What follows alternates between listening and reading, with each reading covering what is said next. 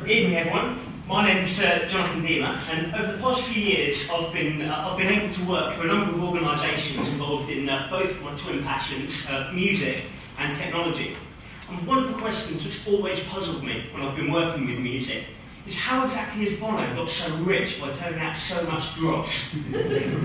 So I became hugely interested in music royalties in order to figure out how on earth that happened, and consequently developed a subsequent interest in how such royalties work or don't in an online world. Royalties are basically the way artists get compensated for whenever their music's played on the radio. As illustrated by ABBA here, both because they're an artist and because royalties are all about money, money, money. If you want to groan there, you're welcome to. Musicians get their hands on royalties by signing up with an agency out of the alphabet soup of acronyms you can see up here, which is where it gets so monstrously complicated, because each of the agencies here collect a different type of royalty from different people on behalf of different people.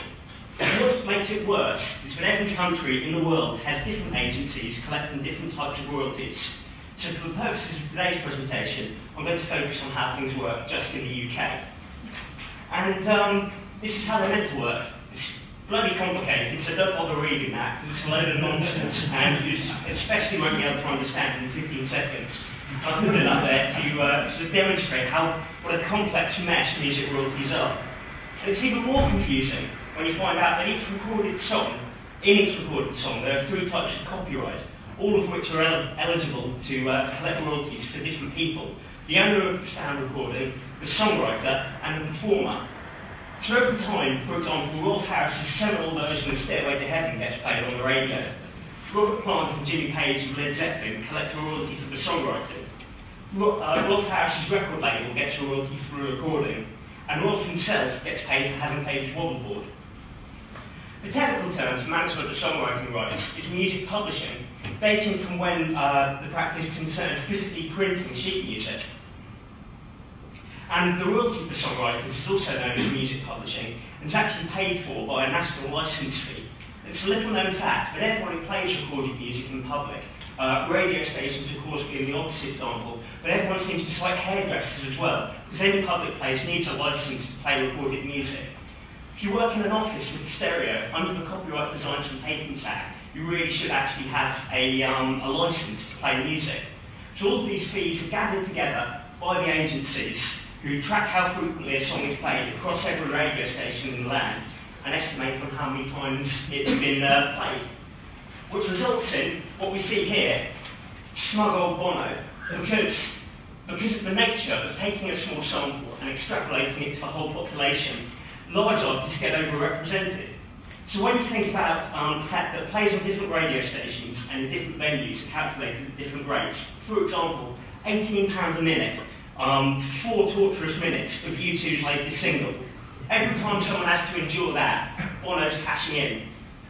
And apart from being upset because I dislike Bono, as a technophile, it's also frustrating that the music industry is continuing its history of holding back the tide of technological progress by continuing to try to use the system that was designed for old ways of consuming music in a new digital world.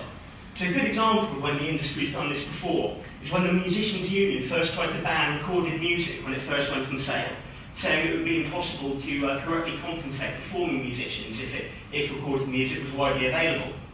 So as ridiculous as that now sounds, we've had something similar, and we'll look back with the same amount of incredulity in future, I believe, at YouTube and the PRS's recent falling out over the fact that Google, YouTube's owners, weren't paying enough money for every play of music on YouTube.